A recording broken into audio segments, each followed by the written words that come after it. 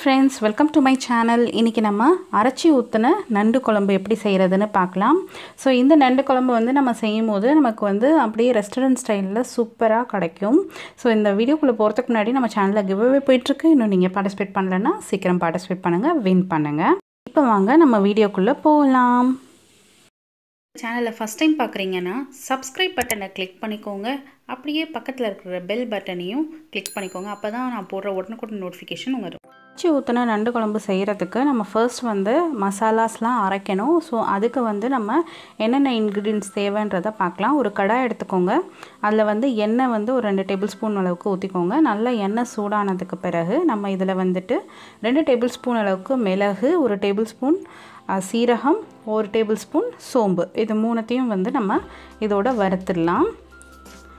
So நம்ம நண்டு குழம்பு பொறுத்த வரைக்கும் மிளகோட ஃப்ளேவர் தான் அதிகமாக இருக்கணும். அதனால் நம்ம மிளகு வந்து கொஞ்சம் அதிகமாக சேர்த்துருக்கோம். ஸோ மற்ற மசாலாஸ்லாம் கம்மியாக சேர்க்கலாம். ஸோ இது நல்லா வதங்கினதுக்கப்புறமா நம்ம இதில் ஒரு வெங்காயம், நல்ல பெரிய சைஸ் வெங்காயம் ஒன்று வந்து சேர்த்துக்கோங்க. அப்படி இல்லைன்னா நீங்கள் 2 சின்ன வெங்காயமாக இருந்ததுன்னா 2 வெங்காயமாக எடுத்து சேர்த்துக்கோங்க. இது நல்லா வந்து வதங்கணும். நமக்கு வந்துட்டு இந்த இன்க்ரீடியன்ட்ஸ் எல்லாமே நல்லா வந்து பேஸ்ட் மாதிரி அரைச்சி தான் நம்ம வந்து பண்ண போகிறோம். ஸோ இது நல்லா வதங்குறதுக்கு கொஞ்சமாக வந்து உப்பு நம்ம சேர்த்துக்கிட்டோன்னா இன்னும் கொஞ்சம் சீக்கிரமாகவே வதங்கும். ஸோ அதுக்கு முன்னாடி நான் வந்து இதில் ஒரே ஒரு பச்சை மிளகா தான் ஃப்ளேவருக்காக கீரி சேர்த்துக்கோங்க.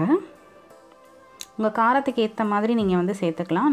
நான் வந்துட்டு 4 நண்டு வாங்கியிருந்தேன், பெரிய நண்டு. ஸோ அதுக்கேற்ற இன்க்ரீடியன்ஸ் தான் நான் இப்போ சொல்லிகிட்ருக்கேன். நீங்கள் வந்து உங்களோட குவான்டிட்டிக்கு ஏற்ற மாதிரி நீங்கள் மசாலா வந்து போட்டுக்கலாம். இப்போ லைட்டாக உப்பு சேர்த்துட்டோன்னா கொஞ்சம் சீக்கிரமாக நமக்கு வந்து வதங்கி வரும். அதனால் லைட்டாக வந்து சிட்டிகை உப்பு சேர்த்துருக்கேன். நல்லா வந்து வதங்க விடுங்க.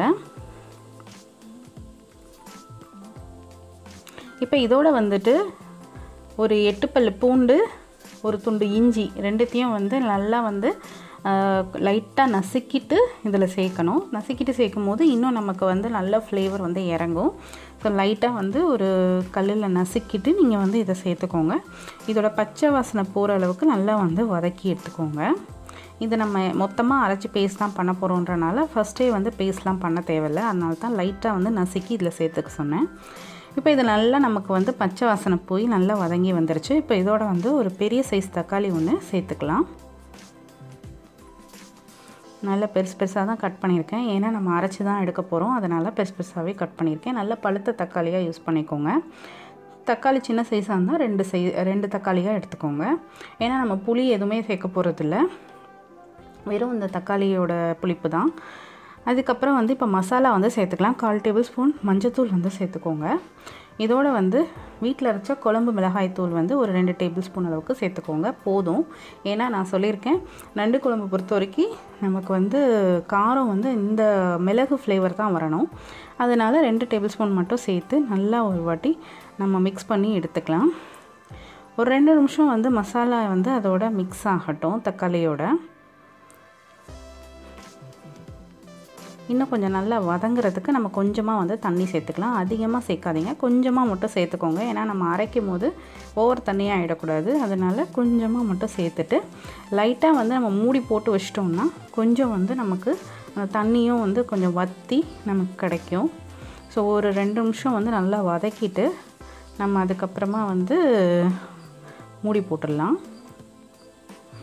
இப்போ இந்த கேப்பில் அது வதங்குறதுக்குள்ளே நம்ம வந்து உங்களுக்கு நண்டு வந்து நான் காமிக்கிறேன். பாருங்கள், இந்த 4 நண்டு வந்து நல்லா கழுவி எடுத்து இது மாதிரி கால்லாம் உடச்சி வச்சுருக்கேன். இதில் ஒரு டிப் என்ன அப்படின்னா, நமக்கு வந்து நண்டு குழம்பு மோஸ்ட்லி நம்ம செய்யும் போது இந்த கால்குள்ளெல்லாம் வந்து மசாலாவே ஏறவே ஏறாது. ஸோ அதுக்கு வந்து நம்ம என்ன செய்யணும், ஒரு சிசர் வச்சு இந்த மாதிரி நடுவில் இப்படி கட் பண்ணி விட்டுருக்கேன். இங்கே பார்த்தீங்கன்னா உங்களுக்கு தெரியும் அந்த நடுவில் அந்த கட் தெரியுதான்னு. ஸோ இந்த மாதிரி பண்ணும்போது எல்லா கால்களையும் நீங்கள் பண்ணிட்டீங்கன்னா உங்களுக்கு மசாலா வந்து நல்லா உள்ளே ஏறிடும். இது ஒரு சின்ன டிப்பு தான். அப்போ தான் வந்து நம்ம சாப்பிடும்போது இது நண்டு மட்டும் சப்புன்னு தெரியாமல் நமக்கு எல்லாமே மசாலாவோட டேஸ்ட் எல்லாமே நமக்கு கிடைக்கும். ஸோ அது மாதிரி செஞ்சு வச்சுருங்க. இப்போ வந்து வதங்கிடுச்சு நல்லா. தண்ணியும் வந்து நல்லா வந்து வத்திருக்கு பாருங்கள். நம்ம போட்ட தண்ணி கொஞ்சம் நல்லா வத்திடுச்சு. இப்போ நம்ம வந்து இதில் ஆஃப் பண்ணி ஆற விட்டுடலாம். ஆறுனதுக்கப்புறம் தான் நம்ம அரைக்கணும். ஸோ இது கூட வந்து நம்ம என்ன அரைக்க போகிறோம் அப்படின்னா நான் வந்துட்டு தேங்காய் வந்து எடுத்திருக்கேன். ஸோ ஒரே ஒரு 1/4 கப் அளவுக்கு தான் தேங்காய், ரொம்பலாம் இல்லை, 1/4 கப் அளவுக்கு தேங்காய். ஸோ அதோட வந்து இது ஆறின உடனே இதையும் வந்து சேர்த்து அரைச்சி வச்சிடணும். இப்போ அடுத்தது வந்து நம்ம வேறு ஒரு தவா வந்து எடுத்து வச்சுருக்கேன். இதில் தான் நம்ம நண்டு குழம்பு செய்ய போகிறோம். கொஞ்சம் அகலமானதாக இருந்துச்சுன்னா நமக்கு வந்து ஈஸியாக இருக்கும். நண்டெல்லாம் போட்டு அந்த மசாலா உள்ளே ஏற வைக்கிறதுக்கெல்லாம் நமக்கு வந்து ஈஸியாக சுலபமாக பண்ணலாம். இது இன்னொரு டிப்பு. ரொம்ப ஒடுங்கின மாதிரி இல்லாமல் பாத்திரம் கொஞ்சம் அகலமாக வந்து எடுத்துக்கேன். இப்போ இதில் எண்ணெய் வந்து தேவையான அளவுக்கு ஊற்றிட்டு 2 ஏலக்காய் 2 பட்டை, 2 ஏலக்காய் 2 லவங்கம், லவங்கம் ஏலக்காய் மட்டும்தான், பட்டைலாம் கிடையாது, சேர்த்துட்டு கடுகு ஒரு 1/4 ஸ்பூன் சேர்த்துருங்க. இது நல்லா வந்து வெடித்து வரணும். ஸோ இங்கே பாருங்கள், அதுக்குள்ளே நம்ம அரைச்சி வச்சுருக்கோம் விழுது, அதுவும் ரெடி ஆயிடுச்சு. ஸோ இது நல்லா வந்து வெடித்து வந்ததுக்கப்புறமா நம்ம வந்து இதில் மசாலா வந்து சேர்த்துடலாம்.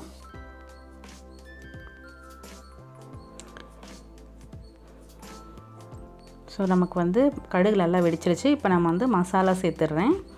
எல்லா மசாலாவையும் நான் இதில் சேர்த்துடுறேன். இதுதான் வந்து நம்ம நண்டு குழம்புக்கு மெயின் டேஸ்ட் கொடுக்க போகிற இந்த அரைச்சி வச்ச மசாலா தான் சரியான டேஸ்ட் கொடுக்க போகுது. இது அப்படியே எண்ணெயிலேயே வந்து ஒரு 2 மினிட்ஸ் வந்து நம்ம ஃப்ரை பண்ணிக்கணும்.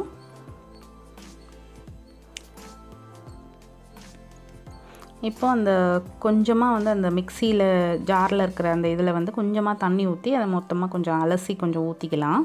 ஏன்னா அதை நம்ம வேஸ்ட் பண்ண முடியாது. ஸோ அதை கொஞ்சம் ஊற்றிக்கலாம். அவ்வளோதான். இதுக்கப்புறம் நமக்கு வந்து தண்ணி வந்து நிறைய ஊற்ற வேணாம். நம்ம கிரேவி மாதிரி தான் பண்ண போகிறோம். ஸோ அதனால் ரொம்ப வந்து தண்ணி ஊற்ற வேண்டாம். ஸோ இது கூட வந்து இப்போ நம்ம நண்டு எல்லாத்தையும் நம்ம சேர்க்க போகிறோம். ஸோ நண்டை வந்து ஒன்று ஒன்றா வந்து நீங்கள் டக்குன்னு சேர்த்துருங்க.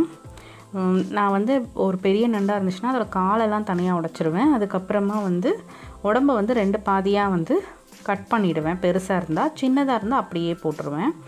ஸோ இதுதான். அப்போ வந்து நமக்கு நல்லா வந்து மசாலா வந்து நல்லா உள்ளுக்குலாம் ஏறும். கால் எல்லாத்துக்குமே வந்து நான் இந்த மாதிரி கட் கொடுத்துருக்கேன். ஒரு சிசர் வச்சோ இல்லை ஒரு கத்தி வச்சோ நம்ம வந்து அப்படி கீறி விட்டுட்டோம் அப்படின்னா அப்படியே மசாலா இப்போ நம்ம சேர்க்குற எல்லா மசாலாவும் நல்லா வந்து உள்ளே ஏறி இருக்கும்.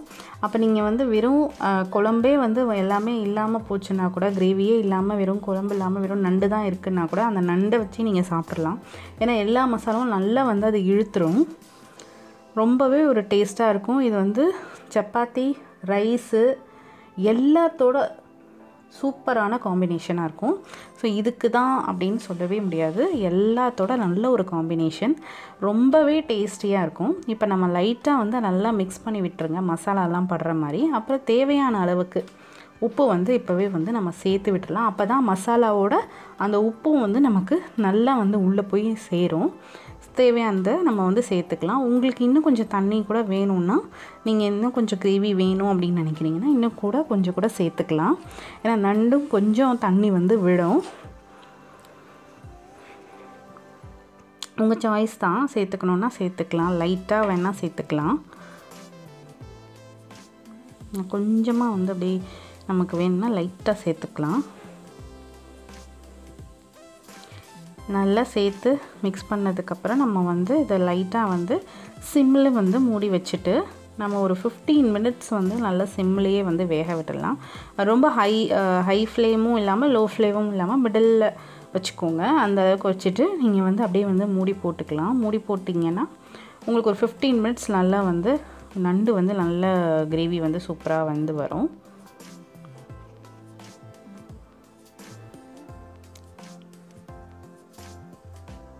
ரொம்ப சிம்பிளாக இந்த ரெசிபி பண்ணிடலாம். உங்களுக்கு நிறைய வேலையே கிடையாது. வெறும் முதல்ல நம்ம அரைச்சி வைக்கிற அந்த இது மட்டும்தான் டைமு. அதுக்கப்புறமா உங்களுக்கு எந்த ஒரு வேலையுமே கிடையாது. ஸோ 15 மினிட்ஸ் ஆகிடுச்சு. வீடே அப்படியே கம ஸ்மெல்லு செம்ம சூப்பராக இருந்தது. நல்லா பாருங்கள் எப்படி வந்து எண்ணெய் பிரிஞ்சிருக்குன்னு. நான் இந்த லாஸ்ட் ஸ்டேஜில் தான் கருவேப்பிலை வந்து சேர்க்குறேன். ஸோ இது சேர்க்கும் போது நல்லா அதோடய ஃப்ளேவர் வந்து இறங்கும். இப்போ லைட்டாக வந்து இது எல்லாத்தையும் வந்து ஒரு வாட்டி மிக்ஸ் பண்ணி விட்டுட்டோம்னா அவ்வளோதான், நம்மளோட நண்டு கிரேவி வந்து சூப்பராக ரெடி ஆகிடுச்சு. ஸோ இந்த அரைச்சி ஊற்றின நண்டு கிரேவி வந்து நீங்கள் செஞ்சு பாருங்கள். பார்த்துட்டு உங்களோட கமெண்ட்டை வந்து நீங்கள் கண்டிப்பாக சொல்லுவீங்க. அந்த அளவுக்கு இதே மாதிரி செய்யுங்க, கண்டிப்பாக வந்து சரியான டேஸ்ட்டாக இருக்கும்.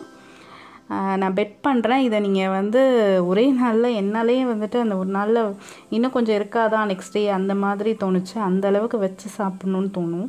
அவ்வளோ டேஸ்டியான இந்த நண்டு குழம்பு வந்தது. ஸோ இந்த வீடியோ உங்களுக்கு பிடிச்சிருந்தா லைக் பண்ணுங்கள், ஷேர் பண்ணுங்கள், அண்ட் மறக்காமல் நம்ம சேனலை சப்ஸ்கிரைப் பண்ணிவிடுங்க. தேங்க்ஸ் ஃபார் வாட்சிங்.